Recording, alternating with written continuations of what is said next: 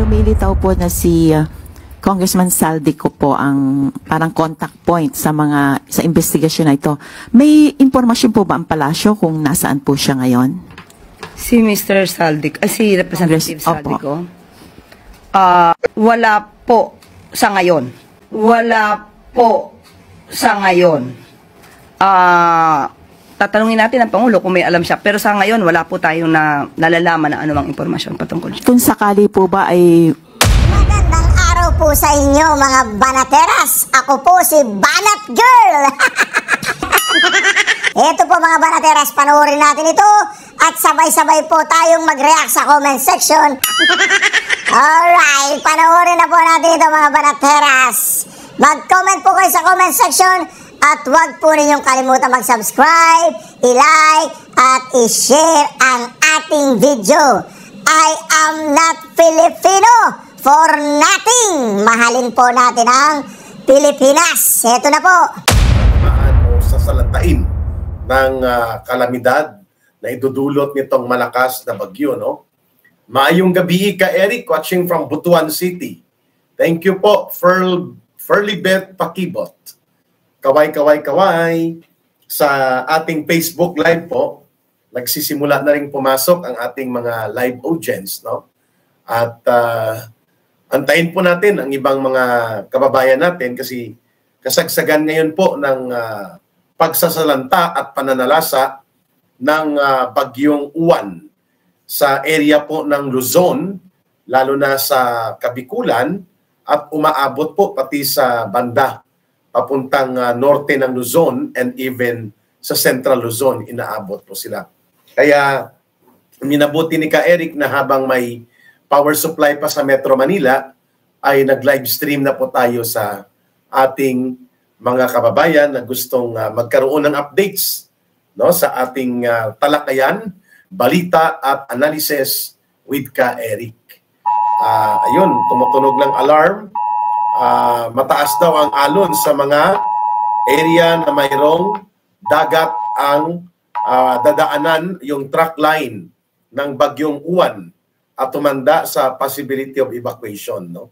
2 to 3 meters, that means mga aabot po yan ng mahigit 10 talampakan ang pwedeng itaas ng storm surge na magaganap.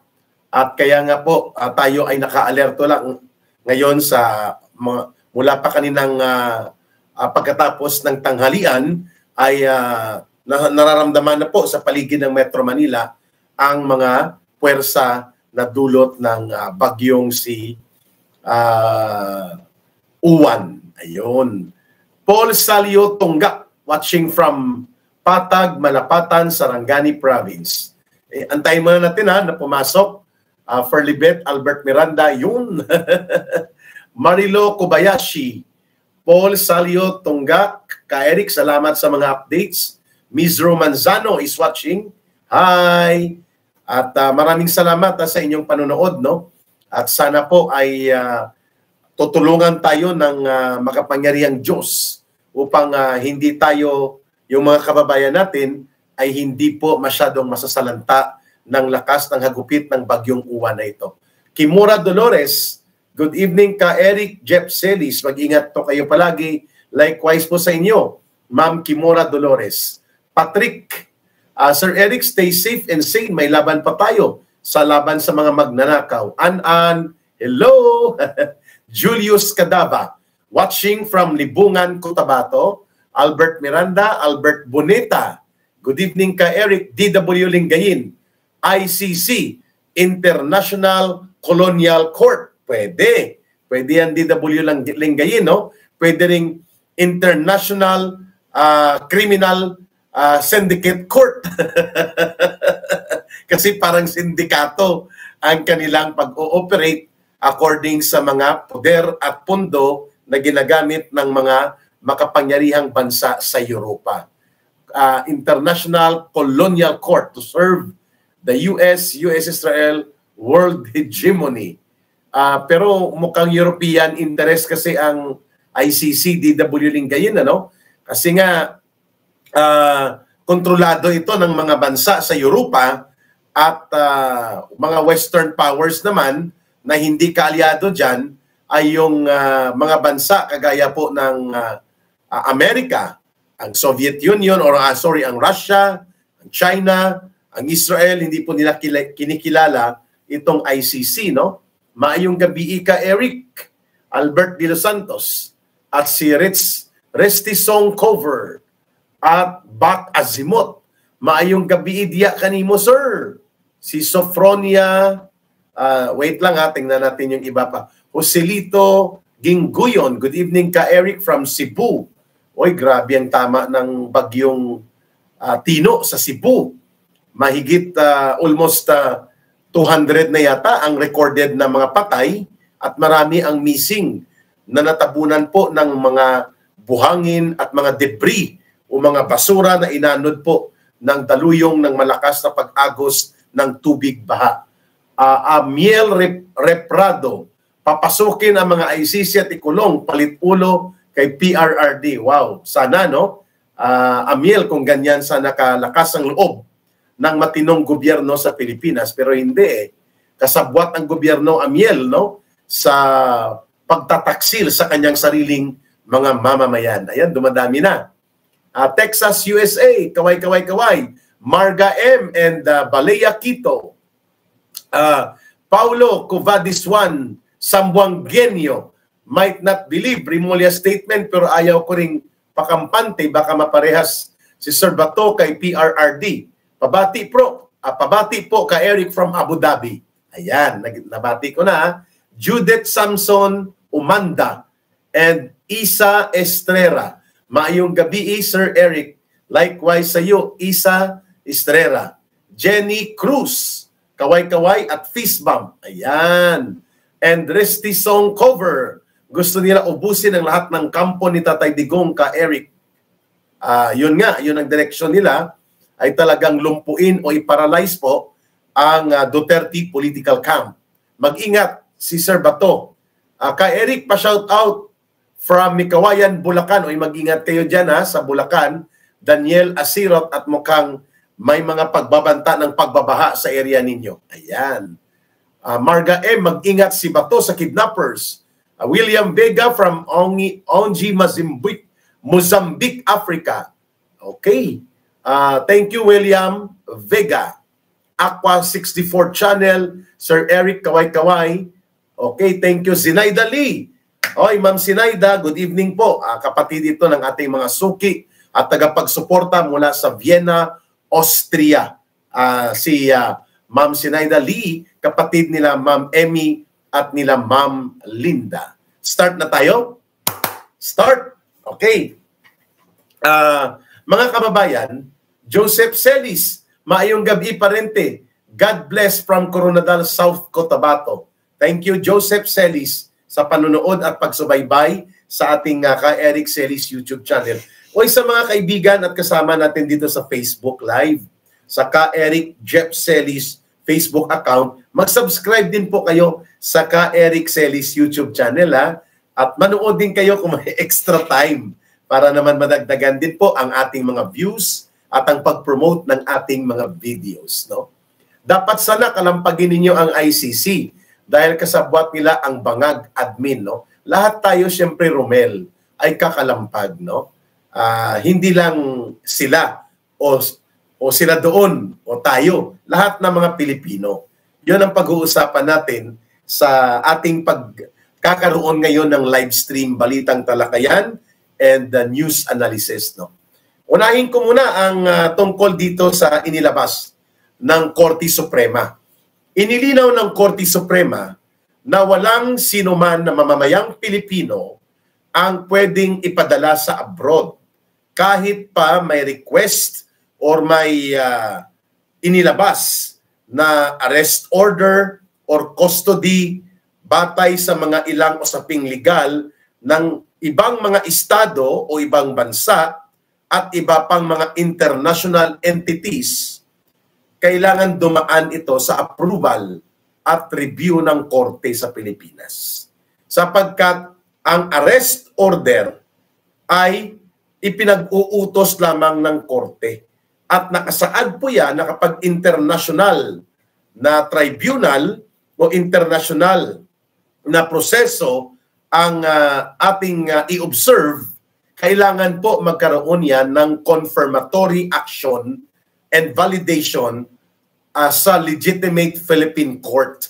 Nakasaad pala yan sa extradition law na ipinasa ng tatay ni Marcos na si Marcos Sr. noon, at yan din po ay nakasandig sa konstitusyonal na garantiya sa kalayaang sibil at politikal laban po sa hindi makatarungang aresto o mga pagkakaroon ng hakbang ninuman sa labas ng bansa, be it a state, a government, or an international entity like the ICC. Ito ay usapin po that no person shall be deprived of life and liberty and property without the due process of law. Yan po ay universal at the same time specific in particular na nakasaad as a guarantee of constitutional support and provision para po sa mga kalayaan at karapatang sibil at politikal ng ating mga mamayan. At yan po ay hindi ibinigay, no? Doon kay Pangulong Duterte, no? Nandyan si Renato Colocoy Baldado ang utak. Pumasok. May sumbi, no, na pumasok, at tanggalin muna natin ang sumbi na ito dahil walang mabuting gagawin yan, dahil walang utak eh. Pag walang utak yan, ang ibig sabihin po, yan ay binabayaran upang magkaroon ng mga pananabotahe. Kaya hayaan nyo na po itong si Renato Sumbi. Wait lang at tanggalin natin ito. Ang kulukoy na ito. Okay? At sino pa mga nandito? Okay? O, nandyan din si Kevin 63. Aha. At Daniel Asirot. Ka-Eric, pa-shoutout from Mikawayan. Cesar Ocero. Mahirap pagkatiwalaan si Marcos, ka-Eric. They are going to bend the law. Yeah, Cesar, they are already bending the law. No? Marcos is weaponizing the law to their interest. Pag sinabi pong weaponizing the law, ginagamit nila ang batas. Iniikutan nila ang batas, binubutas nila ang batas upang ito ay tumugma sa kanilang mga pangpolitikang maniobra upang durugin at lumpuin ang kanilang target na Duterte political camp. Fernando Empeg and Fias Sivanes. Rotoni Roslin, good evening. Ka-Eric, maulan. Yeah, mag-ingat po kayo, Rotoni Roslin. Puro lang sila ICC, ka-Eric, nabubuang ng mga yan. Unahin ko lang yung pinupunto ko, ha. Naglabas po ng desisyon ang Korte Suprema. Subalit huli na dahil si Pangulong Duterte po ay naipadukot at naipadala ng illegal at ngayon po ay nagdurusa sa illegal na pagkakakulong doon sa ICC detention facility sa Netherlands, no? Sapagkat ang punto ng Korte Suprema, ito ay inilabas ang guidelines on the rules governing sa extradition process pertaining sa pag-implement ng mga internasyonal na kautusan o sa mga estado at gobyerno na mayroon pong layunin na maghingi ng cooperation support mula sa Philippine authorities and Philippine government. At ito ay kahalintulad po sa ICC na ngayon ay ginagawa nila na gagamitin ito nila Marcos at ng kanyang mga tauhan at mga alipores. Hindi gumawa ng kaparaanan ang Legal Philippine Court. Mayroon na po na inilabas ang Korte Suprema. Ang Korte Suprema kasi hiwalay yan sa executive branch. Hiwalay din sa Congress. Pagdating po sa interpretasyon ng batas, lalo na po sa saligang batas, ang Korte Suprema po ang may otoridad dyan. At kailangan sumunod ang lahat kapag ang interpretasyon sa isang probisyon ng batas o sa batas mismo at lalo na sa usapin ng constitutionality ay naipatupad na ng Korte Suprema, it becomes part of the law of the land na dapat kilalanin po natin. Kaya ito ngayon, pinupuna natin itong baluktot at puno ng malisyusong propaganda na inilabas po nitong kulang sa pansin at puro na lang media interview palagi kung ang pag-uusapan ay ang ICC, mga pag-atake sa mga Duterte, itong si Attorney Cristina Conte, na kung kukumplituhin mong pangalan niya, Attorney Cristina Conte na lang hiya. Conte na lang hiya na natitira sa kanya Gio Ador, no? Mga kababayan.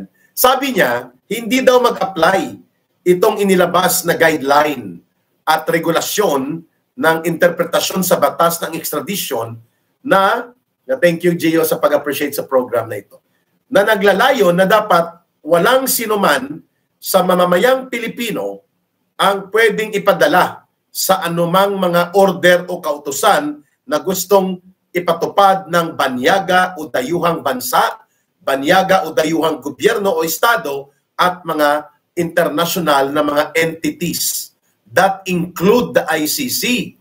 Ang interpretasyon nitong abogada na miyembro at operatiba sa urban operations ng CPP, NPA, NDF na nagpapakilalang siya daw ay counsel to the prosecution in representation of the Philippine victims, hindi naman ito listed as counsel to the ICC na kinikilala ng hukuman sa ICC.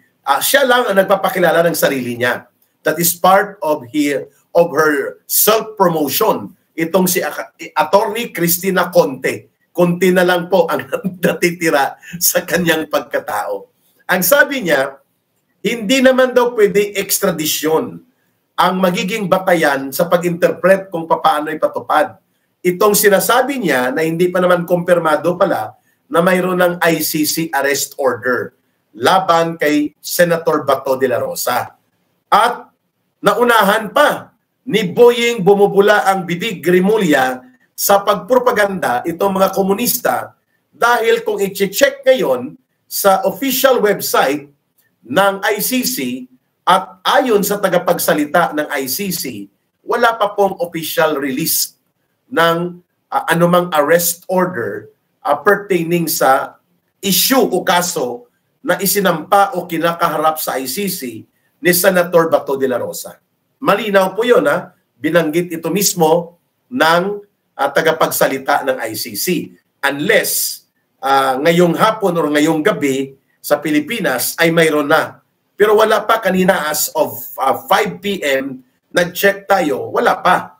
So, malamang mayroon pong leakage itong mga komunistang terorista na mayroong koneksyon doon sa kanilang international department ng Communist Party of the Philippines sa Netherlands.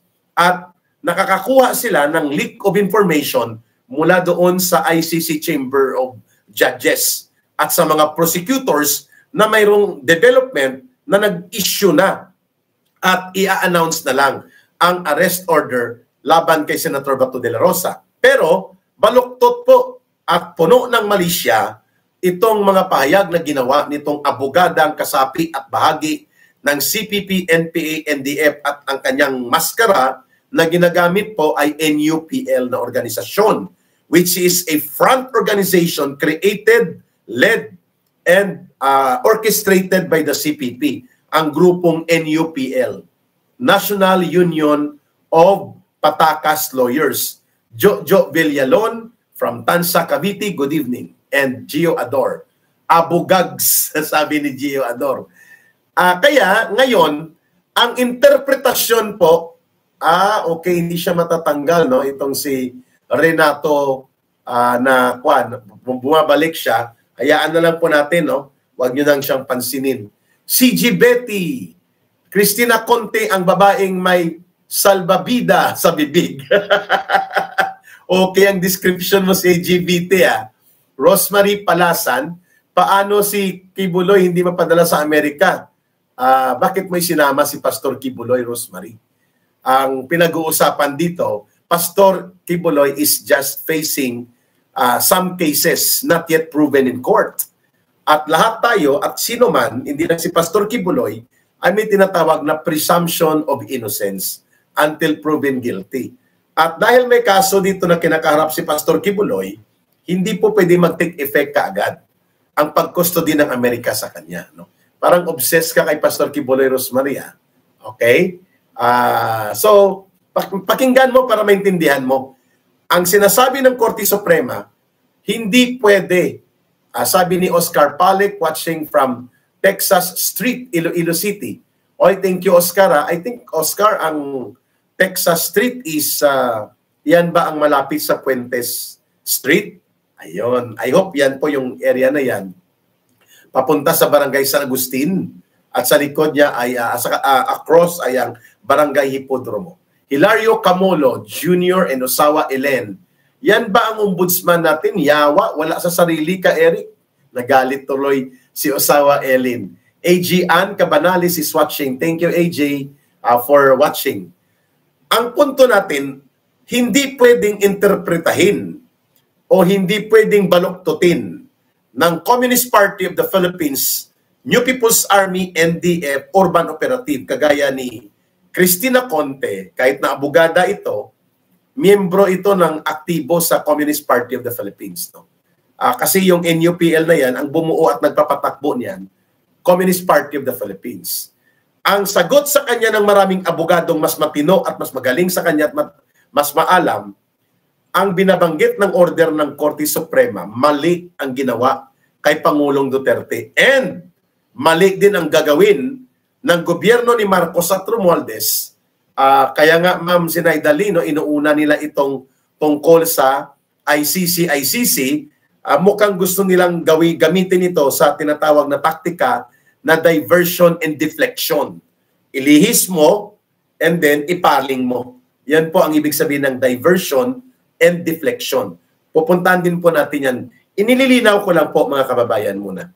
That baluktot at puno ng malisyosong intensyon itong inilabas ni Conte na hindi daw pwede mag-apply ang order ng Korte Suprema. Mas matalino pa siya sa Korte Suprema. Kasi gusto niya gamitin na may katarungang legal at batayan ang pagpapadukot ng buong kataksila na ginawa nila, kasabwat ang kanyang grupong CPP, NPA, NDF, kasabwat ang mga hilaw na komunista ni Hontiveros, ang yung Akbayan group nila, ni Boy Ngiwe, no? Yung purong hindi daw siya makatulog kung hindi ma-impeach at ma-remove si Vice President Sara Duterte. Yung pag lumalabas sa kalsada, nakangiwi, no? Sa sobrang pagka-obsess niya sa mga Duterte, no? Itong si Boy Ngiwi ng Akbayan, si De Lima, si Trillanes, si Hontiveros, si Jokno. Yan po ang mga kasabwat ng komunistang teroristang grupo na nakipagsabwatan kay Romualdez at kay Marcos. Sa pagtataksil kay Pangulong Duterte, na kinonsinti din of course yon ng Estados Unidos, pinabayaan nila na maipadukot ng buong kataksilan si Pangulong Duterte kasi ang tingin nila mahirap i-control ang mga Duterte. Lalo na si Pangulong Duterte sapagkat tinitingnan nila na si Pangulong Duterte ay anti-American at pro-China. That's the long and short of it. Kaya in a tactical advantage, ang Estados Unidos pinayagan nila ang maruming laro sa politika ni Marcos patungkol sa mga Duterte. At ito ngayon na nakikita natin, mabuti at nanindigan ng Korte Suprema, na ang sabi ng Korte Suprema, walang sinumang mamamayang Pilipino ang pwedeng ipaaresto, ipakuha, ikustodi ng sinumang gobyerno, banyagang bansa at mga internasyonal na mga entities nang hindi dumadaan sa judicial review and determination ng Philippine Court. Yun. Kaya hindi dapat na ipadala nga si Pangulong Duterte. Subalit dahil sa kataksilan at sa obsesyon ng gobyerno ni Marcos na gamitin po ang ICC, punduhan ito, dahil parang sindikato na rin ang operations nito, nagamit nila ang kahinaan ni Pangulong Duterte at ng Duterte political camp in the underestimation of the evil capacity of Marcos to circumvent, bend, and exploit and weaponize the law to their own advantage of using that kind of weaponization ng batas upang gamitin sa panggigipit, pangdurog at paglumpo o pagparalisa sa Duterte political camp. Exactly how they executed that kind of extraordinary rendition equivalent to cross-border kidnapping na illegal, puno ng criminal intent at hindi makatarungang pagpapadukot at illegal na pagpapakulong, pagpapatapon kay Pangulong Duterte. And the same ang pwedeng mangyari kay Senator Bato de la Rosa kung hindi po maninindigan ang Senado na poprotektahan nila si Senator Bato de la Rosa at kanilang paninindigan ay sumunod dapat ng gobyerno ni Marcos doon sa kung anong isinaad at itinakda ng Korte Suprema on the guidelines of extradition proceedings. No, Jenna Palomar Midtibo, watching from Norway. Ruth Raffles, pray tayo lahat na magtagumpay nawa na mapatalsik na si Marcos. Yeah, let's all pray for that. This government has become a lawless government. It is stealing money from its own government by the government itself. No? Tama, evil and wicked ang gobyernong ito, mga kababayan. Ngayon, ang sabi nitong komunistang grupo ng National Union of Patakas Lawyers, dito kay Cristina Conte na lang ang hiya sa sarili, ang sabi niya, hindi pwede extradition kundi surrender dapat ang gagawin. Anong surrender? In the first place, mga kababayan, let us hold on to this very important information. Simula po ng March 19, 2019, officially, hindi na po sakop ang Pilipinas ng jurisdiction sa ilalim ng anumang treaty ng ICC ang ating gobyerno at ang ating mamamayan. We do not have any remaining treaty obligation sa ICC sapagkat under the rules of the Rome Statute governing the operations and existence of the ICC, ang isang miyembro na bansa at estado ay may karapatan at opsyon na tumiwalag. Pero after 1 year of notice of withdrawal, mag-take effect ang pagiging non-member to the ICC. So ang proseso ng withdrawal to the ICC, ang official notice at ang proseso nagsimula noong March 2018. At exactly noong March 2019, hindi na po tayo sakop at wala ng jurisdiction at wala ng karapatang manghimasok pa ang ICC sa Pilipinas. At yan din po ang kinilala nitong kulukoy at walang isang salita, sinungaling, nuknuka ng pagkatarantado ng gobyerno ni Marcos. Nang nangangampanya pa ito, sabi niya, we don't have any business to deal with ICC. And we are not recognizing their authority over our sovereign power and authority in our government and in our people. Wow! Yun pala ay propaganda gimmick lang. Wala pang, hindi pa umiinit ang kanyang poder, 1 taon lang ang makalipas, ay ginamit na niya ang pag-turn around at sinabi niya, hindi sila hahadlang kung ang ICC ay mag-request daw ng pag-aresto o pag-custody kay Pangulong Duterte. At huli lang lumabas ito, ang Supreme Court ruling na ito. Sapagkat kung lumabas ito at nakita ito ng maaga ng mamamayang Pilipino at ng mga abogado mismo ni Pangulong Duterte, dapat ito ang kanilang sinay. Pero may binabanggit sila doon sa loob ng Villamor Air Base, binabanggit ng mga abogado ni Pangulong Duterte. Sabi nila, dalhin mo natin sa local court si President Duterte sapagkat yan ay nakasaad sa Rome Statute at hindi natin pwedeng labagin yan na may right siya bilang akusado na i-challenge ang kanyang arrest and custody sa isang local court kung saan nandun siya sa panahon na siya ay kukunin. And for that matter, dapat sa Regional Trial Court yon ng Pasay. Kasi ang Villamor Air Base, Pasay. Itong kulukoy na si General Diwata Torre na hambog at hindi kumikilala sa batas o ngayon, inilaglag din siya ni Marcos at Romualdez pagkatapos siyang gamitin, itinapon siya parang basahan. Aba, sabi niya, hindi pwede yan. Siya ang naging tagapaghatol Siya ang naging korte. Kaya dapat ito ay hatulan at ikulong itong kulukoy na General Diwata Torre na ito. Mananagot dapat ito kasama ni Marcos, nila Romualdez, at na mga kagrupo nila na nag-abuso sa poder at kapangyarihan. So walang magawa kasi may mga pulis na nakabarikada. While the Vice President, being a lawyer and a daughter, appointed by President Duterte to be one of his lawyers, hindi rin po pinapasok sa Villamor Air Base. Kaya hindi siya nadala na magkaroon siya ng oportunidad na i-challenge niya ang kanyang arrest order at ang balak ng ICC na kunin siya. At ito ngayon ang ipinaliwanag ng Korte Suprema.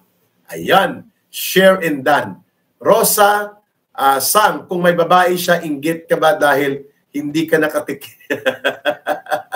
Bangag is a double speak. I agree. That's the language of criminal syndicate who are in power. Grace Inday Bailon, good evening. No? Matet Montero, si Tori na walang dignidad. Kahit mali, sumusunod para lamang sa kanyang ambisyon. Magbabayad talaga yan. Ayan. Sino ang may babae? Si Digong. Di, parang open public knowledge man yan. No? Ako ang walang presidente tumulong sa akin. No? Nago si Bato parehas kay Lacson, kagringo. Balik siya pag presidente na si Sara. Pwede rin po siyang magstay sa Senate at habang ang Senado ay nasa sesyon, hindi siya pwedeng kunin. Pero para sa akin, kailangan po itong Korte Suprema na desisyon needs to be having the teeth of a power to be enforced. Kailangan po ito bigyan ng halaga. Kaya mga kababayan, makikita natin ang paggamit dito ngayon ng propaganda ng ICC. No? Tatlo po ang nakita ko dyan, Ma'am Sinaida. Let po this Padua. Ano ang nangyayari sa bayan natin? Number one, ang ICC issue na ito, ginagamit kahit bogus, ang ICC pagdating sa Pilipinas para magkaroon ng diversion and deflection of issue dito sa iskandaloso at malubhang pagkakaroon ng pagsambulat ng issue sa pandarambong at pangungurakot, lalo na ang 1 trillion pesos na crime of the century, itong flood control projects. Number two, ito po ay isang parallel na operations ni Marcos at Romualdez para lumpuin at atakihin ng tuloy-tuloy ang Duterte political camp. Unti-unti silang nilulumpo. We have received information na isusunod nila si Senator Bongo. Kung hindi man idadamay sa ICC na reklamo ng kanilang mga alipores ni Marcos at Romualdez, ay sasampahan siya ng kaso ng ombudsman sa Sandigan Bayan.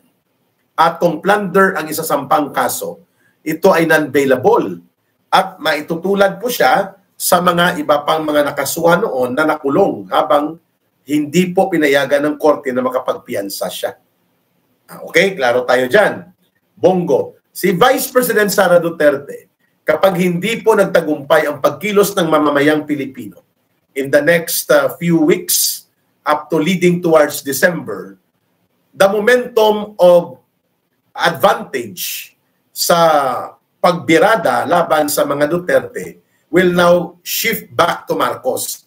Pag na-survive ni Marcos ang buwan ng Disyembre mula ngayon na hindi po siya mapapatalsik sa poder, hindi po magkaroon ng signifikanting numero ng sama-samang pagkilos ng mga mamamayan hanggang humantong sa another people power, forcing the armed forces of the Philippines at ng Philippine National Police to recognize the need to withdraw their support to the Commander-in-Chief as their duty to side with the people upang ma-avert at hindi po magkaroon ng malubhang civil unrest. Aba, kapag na-survive ni Marcos ang tuloy-tuloy na mga pagkilos na ito, sa buwan ng Nobyembre na pag-uusapan natin in the next portion ng ating talakayan ngayon, ang momentum po ng mga atake at puwersa ng mga pananalakay ay mag-shift papunta kina Marcos. And by February, I think third week of February, pwede muling magsampa ng impeachment proceedings and impeachment complaints laban kay Vice President Sara Duterte. At malamang makukuha pa rin nila ang numero sa House of Representatives, no? Kontrolado pa rin po ito ni Marcos at nila Romualdez. At doon manggagaling ang impeachment complaint, no? At Sabi ni Roy Funa Gonzales, walang saysay ang rally kung hindi sila mananawagan ng Marcos resign. It's okay, Roy Funa Gonzales. Yun na rin po ang implication yan. 3 araw silang lalabas sa lansangan at mananawagan sila laban sa korupsyon at pandarambong at hindi nila pipigilan ang taong bayan na manawagan ng pag-resign at pagbaba ni Marcos at pagpapalaya sa kanila sa poder. Maganda na rin po yan, Roy, kaysa naman hindi sila kumilos. Ibig kong sabihin, it's better na may gumagalaw na mga iba't ibang sektor at lumalawak po ang partisipasyon ng tao at iba't ibang sektor, lalo na mga may influence sa lipunang Pilipino like Catholic Bishops' Conference of the Philippines, Roman Catholic Church, Iglesia ni Cristo, Jesus is Lord Movement, at iba pang mga grupo at organisasyon kaysa namang hindi kumikilos sila. Iba-ibang antas yun, Roy, mga kababayan. Ang punto ko, ang oportunidad na binuksan nila sa 3 araw, November 16, 17, 18, at bukas sila na mag-participate ang iba't ibang sektor, pwedeng magkaroon ng joint activity, pwedeng magkaroon ng separate action pero parallel, nagtutulungan. For me, that's better than having nothing, na walang gumagalaw. Nasa atin na po yun, no, mga kababayan, kung paano natin iangat ang panawagan. Kasi hindi naman nila pinipigilan tayo eh. Hindi po sinasabi ng Iglesia ni Cristo kung matutuloy man na i-announce nila officially. Pero alam ko po, may mga pagkilos na. No? Pero puntahan muna natin, saraduhan ko lang. Few minutes lang. The ICC arrest order, if there is any, or if there is one, is bogus. Sapagkat hindi po nila sakop ang Pilipinas, wala tayong treaty obligation, and they cannot intervene and supersede and ride or override the authority of the Court of the Philippines and even the authority of the government in the Philippines. Klaro po yun. Pero alam natin po na dahil baluktot at bulok ang gobyernong umiiral, gagamitin po ang ICC. Kaya dapat po tumutol, let's push back. No, itulak ng taong bayan at singilin si Marcos na huwag ipagpapatuloy. At tayo po'y maninindigan na hindi tayo papayag na ipagtataksila na naman tayo ng gobyernong ito kagaya ng ginawa nila kay former President Duterte. Pangalawa, dapat po nating ipakita na hindi po pwede na ang gobyerno ni Marcos ay makikipagsabwatan sa ICC para gamitin sa kanilang political demolition job, persecution and attacks against the Duterte political camp. Dahil sa isang demokrasya, natural at dapat lamang na mayroong oposisyon upang ang check and balance of power against abuse and corruption ay magkaroon po ng challenge dahil may oposisyon. Ang ginagawa ni Marcos at Romualdez ngayon, dinudurog nila ang anumang hibla o forma ng oposisyon. And we will not allow that. And number 3, we will expose yung conspiracy na ginagawa ni Marcos pakikipagsabwatan hindi lamang sa mga komunistang teroristang grupo, sa mga political zombies ng Dilawan at Pinklawan at mga hilaw na komunistang grupo, kundi pati na rin po sa mga banyagang puwersa kagaya ng ICC na nangingialam sa pangpolitikang kalagayan ng Pilipinas. Okay. And we hope that Senator Bato de la Rosa will be able to get a stronger support from the Senate. Ayun. Kaya nga po natin ito tinitingnan dahil kung hulihin at gapusin o ipadukot na naman ni Marcos si Senator Bato de la Rosa, kagaya ng ginawa nito kay Pangulong Duterte, malamang mababawasan po ang mga senador na magtatanggol laban sa mga ginagawa ng gobyerno ni Marcos, kagaya po ng if they're going to push again for the second time around ng impeachment and removal of the Vice President Sara Duterte, they have now 15 senators na pwedeng magkaroon ng isa na lang ang kulang. They need 16 votes of senators para makonvict si Vice President Sara Duterte. At yan po ang mangyayari kapag hindi na palaya sa poder si Marcos Jr. pag dumating po ang Disyembre na hindi natapos at nagkaroon ng signifikanting antas ng umabot sa people power level ang People's Movement mag-survive si Marcos, the momentum will now shift to their favor against the Duterte political camp pagdating po ng first quarter of 2026. Okay.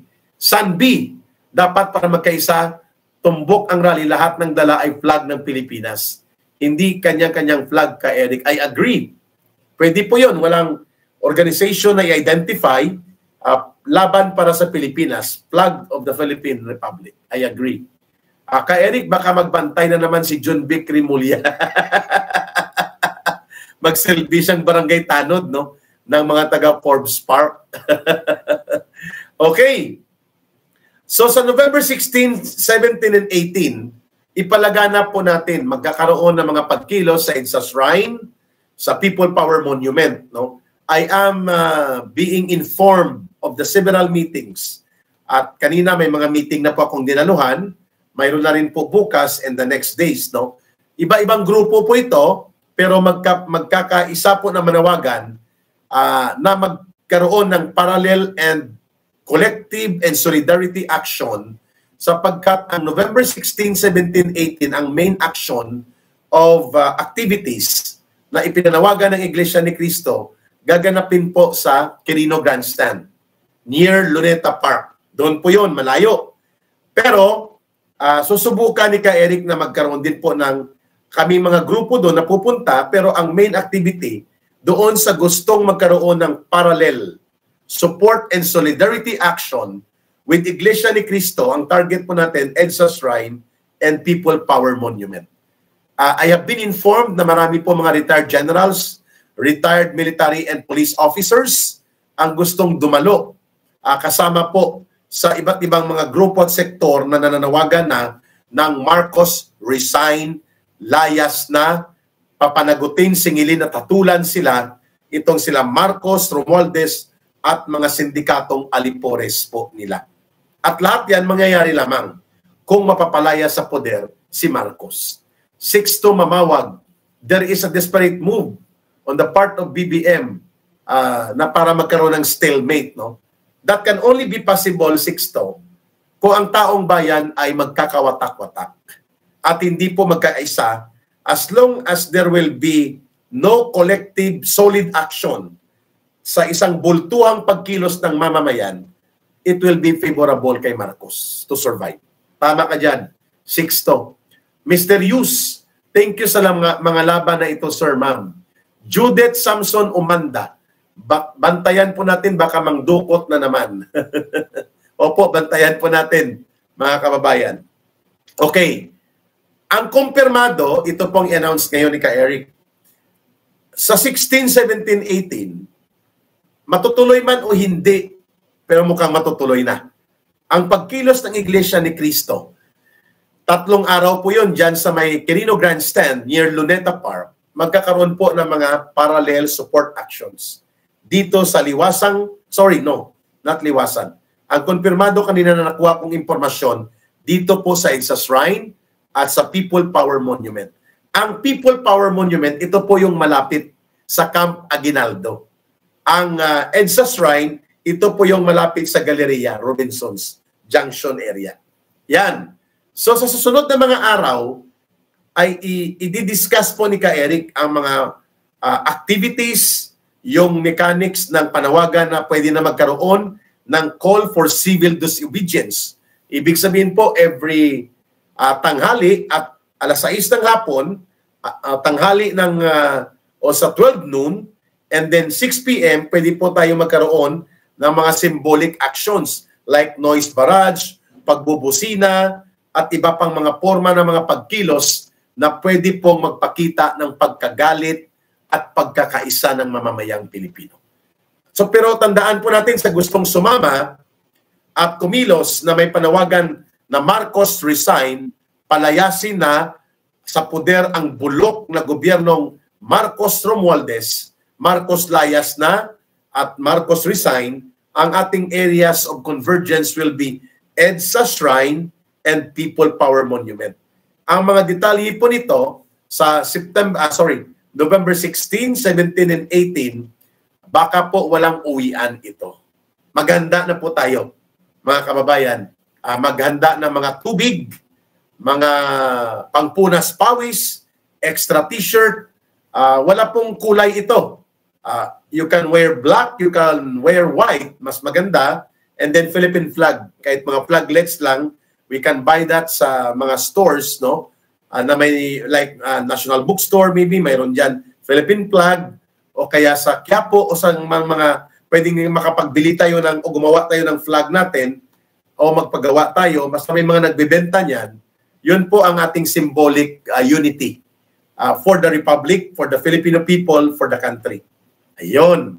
So, ang area po ng November 16, 17, and 18, dalawa po convergence area sa EDSA Shrine at pati po sa People Power Monument. These activities will be in parallel. Solidarity po ito doon sa Quirino Grandstand na gagawin din pong 3 araw as initially informed to us ng Iglesia ni Cristo. May November 30 pa po na panawagan na Trillion March.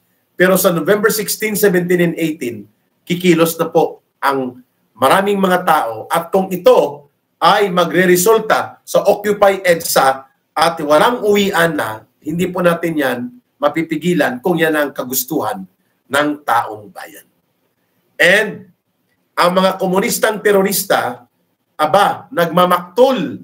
Sabi nila walang karapatan ang mga DDS at sinumang sumusuporta sa mga Duterte na mag-rally laban korupsyon at laban sa mga katiwalian sa gobyerno sapagkat ang kanilang bulok na gobyerno ni Duterte ay sinusuportahan nila at dapat yun ang singilin. Yan po ang pahayag ni Boy AK-47 na naghahambog-hambugan yung BFF na Risa Hontiveros. Boy na friend. Si Ronald Tarantado Llamas, no?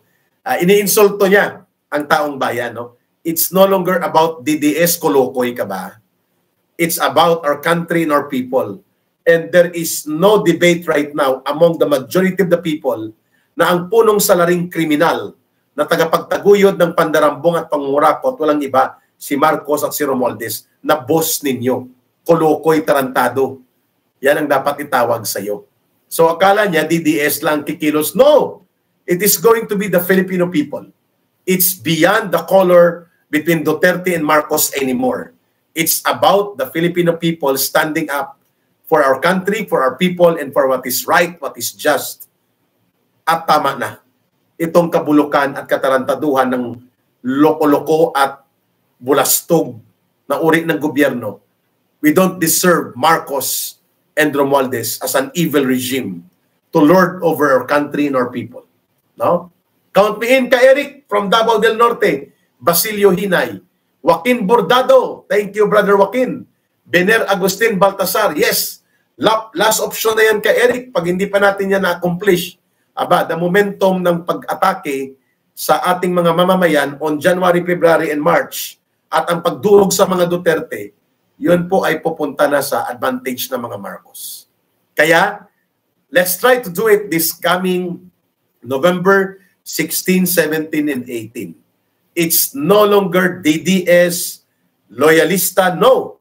Lahat po ng sambayanang Pilipino, lahat ng sektor, wala po itong kulay-kulay na. Lahat ng galit sa kung paano tayo nalugmok bilang bayan at mamamayan, bilang bansa, sa inutil, bulok, tarantado, magnanakaw at kriminal na gobyernong Marcos at Romualdez, ay may karapatan tayo magtipon-tipon ng mapayapa sa EDSA at sa iba pang bahagi ng ating bansa. At ang